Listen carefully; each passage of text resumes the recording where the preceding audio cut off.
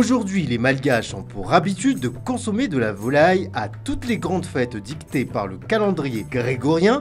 Cela n'a pas toujours été le cas. Il suffit de remonter le temps de 2 siècles pour constater que la viande typique des festivités à la malgache était le zébu, alors que la plus grande fête était le Fanjoun ou la fête du bain. Donc à l'époque, la plus grande fête, c'est dans tout Madagascar, c'est la fête du Fanjoun, du temps du royaume. Et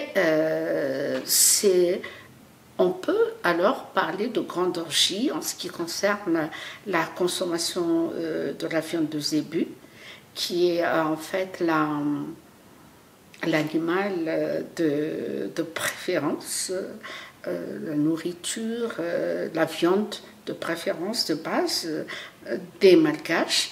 Il y a le umbumfa, c'est-à-dire qui a été gardé dans un endroit qui n'a pas bougé et qui a été engraissé carrément pour être abattu dans les grandes occasions comme le Fanjoun, donc le bain royal. Alors à ce moment-là, il y a des centaines de zébus qu'on abat et ils sont consommés, la viande est consommée cuite. Et c'est là où on a la fameuse recette de Hena Miarton, c'est-à-dire qui est cuite dans une grande marmite pendant toute la nuit et pendant toute la journée, et qu'on ne consomme pas l'année, mais qu'on consommera l'année d'après. Et la viande qu'on consomme cette année, donc là, c'est la viande qui a été cuite l'année dernière. Cette consommation de viande de zébu à la fête du bain était extrêmement codifiée. La répartition des tâches s'effectuait différemment entre les hommes et les femmes et elle était en elle-même un fait culturel d'un grand intérêt. Mais au-delà de la cuisson, on partageait également de la viande crue qui était réservée aux hôtes que l'on recevait ainsi que pour les grandes occasions. C'est à ce moment qu'on fait le touklav, c'est-à-dire il y a plein de foyers et qui peut aller sur plusieurs mètres. Les hommes s'occupent de la cuisson de la viande et du riz, et ce sont les femmes qui se sont occupées du vannage du riz, du découpage de la viande. Et on fait donc un grand laban, c'est-à-dire une nappe, mais par terre, et on consomme à gogo, je dirais, le riz et la viande. Et dans les fêtes aussi, dans les Fanjoun, c'est pas seulement la viande cuite, c'est aussi la viande crue. Et après le repas, chacun a droit à un morceau de viande crue et qu'on appelle le dzak. Dzak, ça veut dire les traînes, que chaque famille ramène à la maison pour garder ce lien entre la fête, ou plutôt les événements, et la vie quotidienne. Donc parfois les gens gardent cette viande, la fait boucani ou sécher, et au moment des périodes, par exemple s'il y